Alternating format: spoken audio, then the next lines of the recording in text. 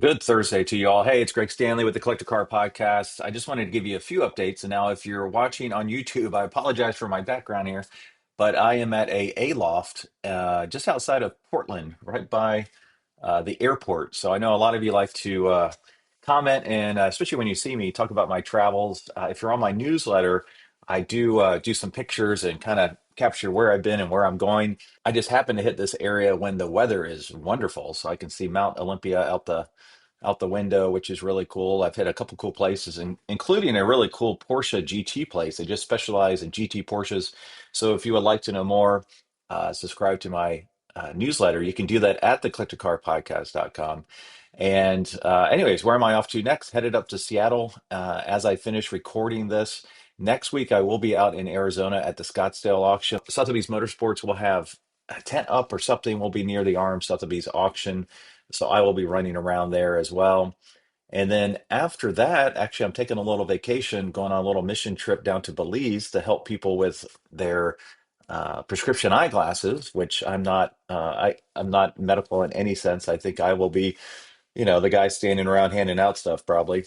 And then after that, I hope to go to Atlanta and Dallas and Austin. So if you would like to catch up when I'm in those in your area, please shoot me a note, Greg at the Collector Car Podcast. So a lot of stuff going on. As you probably have heard, I'm working with Sotheby's Motorsports a little closer. That's our online division, and they're doing a great job. They have a 70% sell through rate. And the average value of the car that's sold on the website is $172,000. So if you want help with your car, now I can't help you with, a $30,000 Mustang, which I would absolutely love. But if it's more of the used luxury cars, high performance cars, Porsches, Ferraris, Mercedes Benz, BMWs, that kind of stuff, please shoot me a note. Would love to help you with that. All right. Well, what's going on from a book perspective? Just from an update, everything's done. The book is done. I'm just waiting for one quote from one very important person in the car world. So it hasn't officially gone to print yet. It is going through the editing process, the formatting process, which I'm excited to see what they come up with. Still looking for a mid-April launch date. I think that will definitely happen. I know quite a few of you have bought the book already pre-launch. So if you want to do that, go to Click to Car Podcast. Just scroll down a little bit. You'll see it there. And for the first 100 books, I will sign and do a little cartoon doodle. Now you're probably wondering, what will I draw? Well, that's a secret. And it does relate to car history, which will be fun. So the first 100 books, there's still a few spots left for that. And then the last thing before we get to our interview is RM Sotheby's Miami sale. There's still a chance to consign for that. I think we have a week or so left. That is quite an incredible sale. Last year it broke records, and it's really, really cool because it goes hand in hand with Moto Miami, a 2-day Concours event, and everything's there on site. It's just absolutely spectacular. Locale, the cars are incredible, and then you have an auction on top of that. So if you need help with that, please shoot me a note. Greg at the Collector Car Podcast or gstanley at rmsotheby's.com. So appreciate you listening, following, watching, and soon to be reading. So let's get to the interview. Imagine a journey so rare it only happened once. That's the spirit behind Once. Exclusive, one-time only adventures that will never be repeated.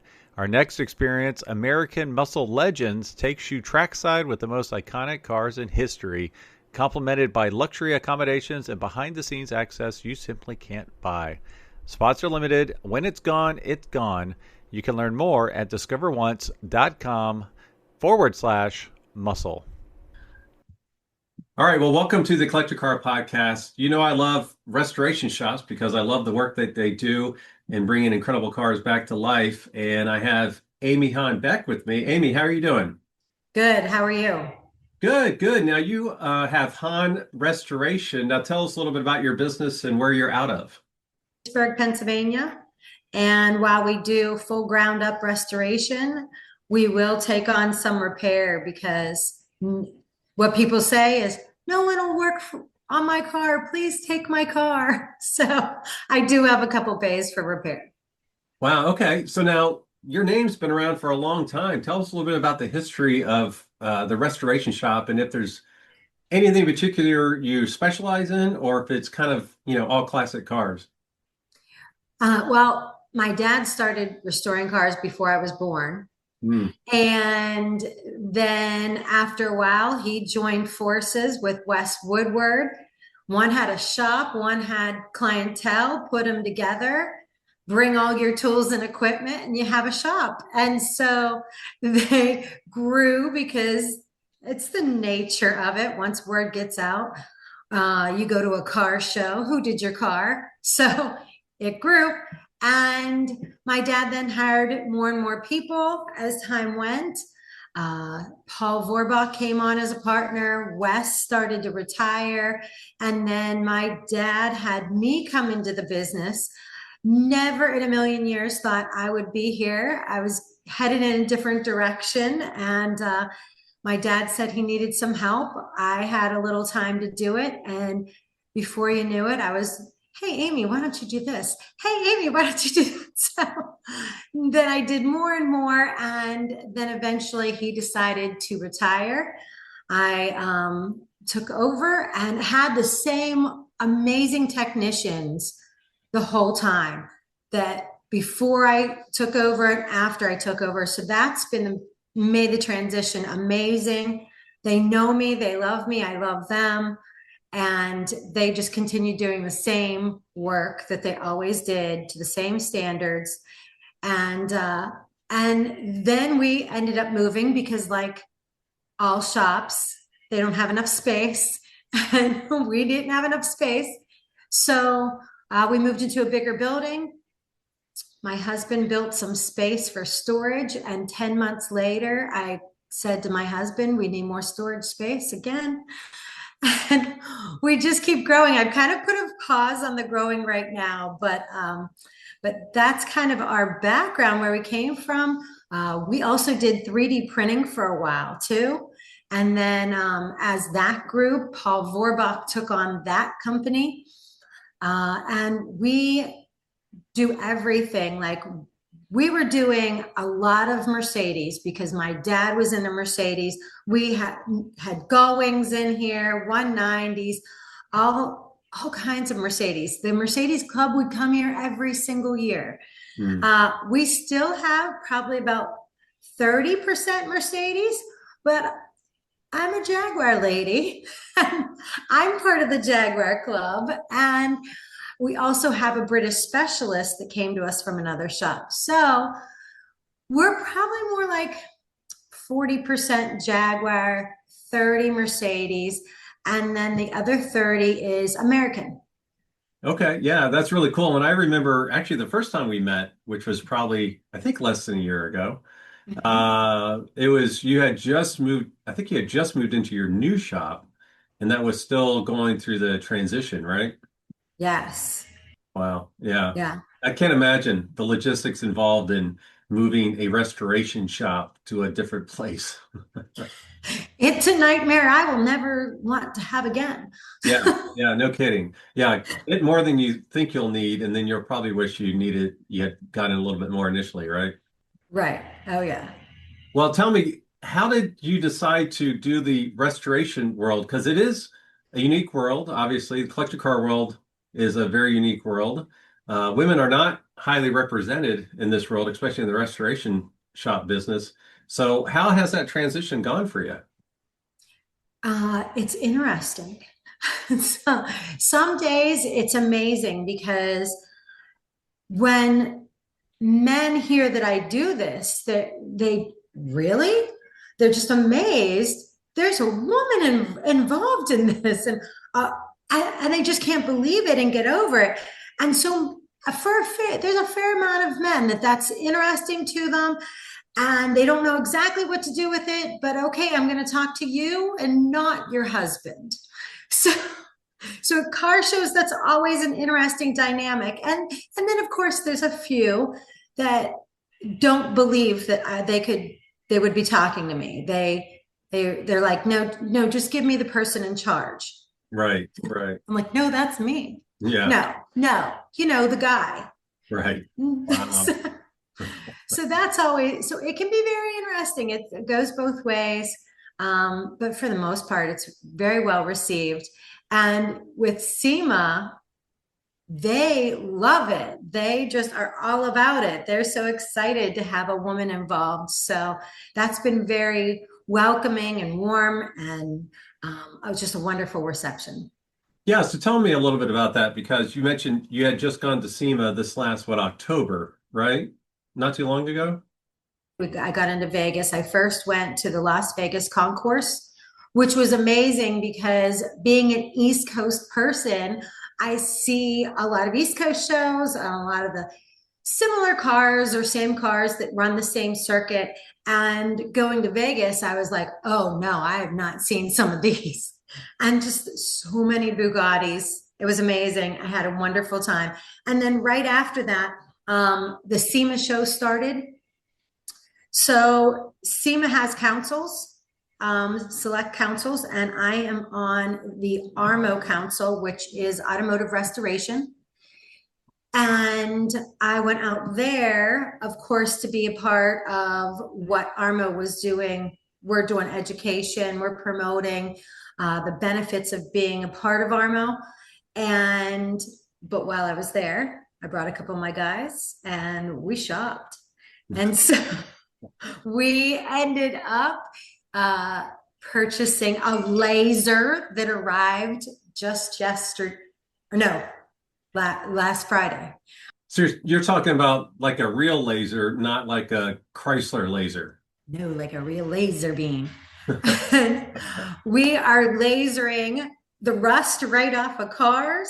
It etches the metal. It does everything all at one time. I'm watching it. I just came in to the office from the shop, and I put the glasses on and I'm watching it, and it is just the most amazing thing. We had seen it years ago, but it was too much money. And finally, we're in the position that we could purchase it. And I mean, the excitement for everyone here is just enormous.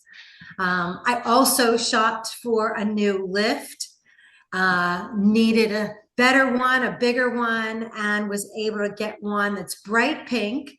So not too many shops have the bright pink lift, but you will when you come to a woman-owned shop. And also BenPack gives 10% to Metaviver, and that's metastatic breast cancer. And that's something that my mom passed away from. Oh. So when I saw that that's what they were giving to, I was all in. And I can't wait till that gets installed next month. Wow. Okay. No, that's amazing. And is it a single car lift? Is it a 4-post, a 2-post? It's a single car lift. We have a 4-post, and we use that for when we have goings in. Oh, okay. And then we have another 2-post lift. So you can't have the guys arguing over the lift. you have to be a good boss and give them lifts. Yeah. Now tell me a little bit about the restoration committee that you're on. What's kind of the goals of that committee for SEMA? So we work on education for not just shop owners, but there's a lot of manufacturers in SEMA and certainly in the restoration on ARMO. And I think when I kind of came into it, I thought, oh, there's going to be all these manufacturers and there's not going to be someone like me. And I'm always looking to learn from those that have gone before me. I do not want to reinvent the wheel. I want to learn from the others. And so I saw a lot of restoration or a lot of manufacturing companies in that restoration group, ones that we buy from. So I love networking and love talking to them and seeing what they're working on, because sometimes you can't get parts.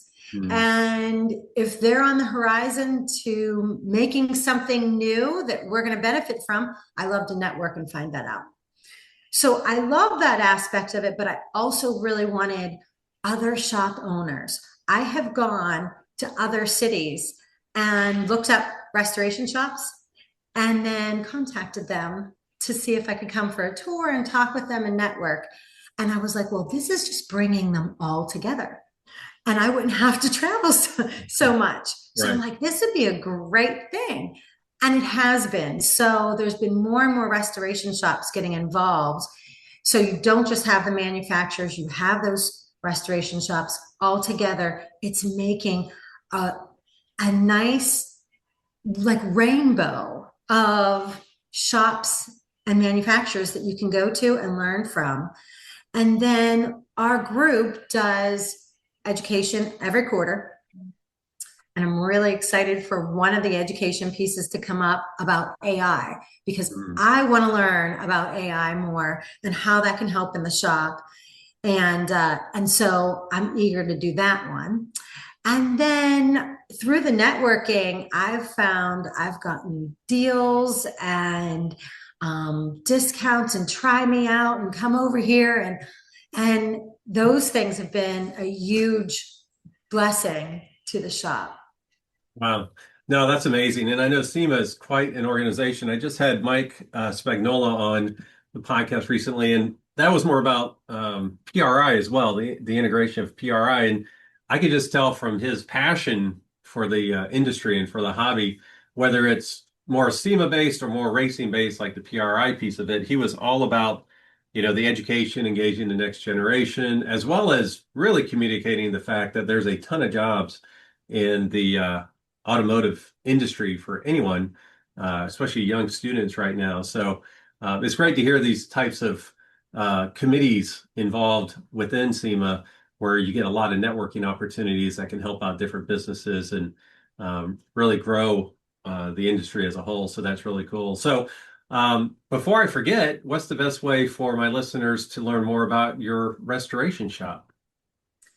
Go to the website, Hahn, Hahn, Auto Restoration.com. Okay. I Nice. have a lot of photos on there, but I need to also load the site all nice and finished. Another car gets finished. And so I will be putting a few more on there. So speaking of which, what is one of your favorite cars in the shop right now? Oh, I have so many favorites. That is such a hard question.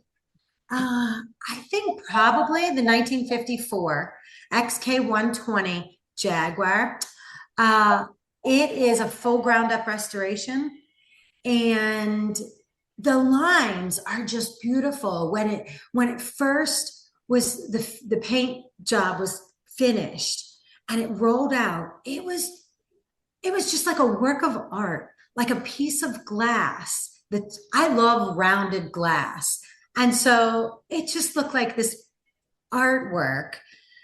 And it's so much more details than I'd ever imagined. I think sometimes when I look at a Jaguar, it just looks simple, especially an XK120. It's a simple car. And then I have all glass on the sides of my office so I can see the guys working. And non-stop, this detail, this little nut, that. And it really amazed me watching this one get put together. What colors is it? It's that white cream kind of color. Oh, yeah. Okay. And then red interior. Oh, great color combination. Wow. Yes, it's beautiful. All right. So as a crazy recap here, you've had quite a year and a half, 2 years or so. You're in a new place. You've got a new pink lift coming. You've expanded. You started a storage business that's at capacity. So what does 2026 look like for you? And believe it or not, I still need to hire another guy. I hire more people, and then someone moves to another state and I get all mad at them. So I'm looking to hire another one or two people. We'll have an intern that is a woman. So I'm super excited to be a welcoming place for other women in the industry. And I have men that are very, very eager to also have women involved. They love that. And then I'm just going to finish some restorations and bring some new ones in. And I am not going to build another building yet, not in 2026. Right. 2028. 2027. Yeah. Give me 2 years. Yeah. Well, awesome. Well, I really appreciate your time on the Collector Car Podcast. I appreciate what you're doing in the restoration business and the involvement with SEMA. Thanks for being on the Collector Car Podcast. Thank you so much, Greg.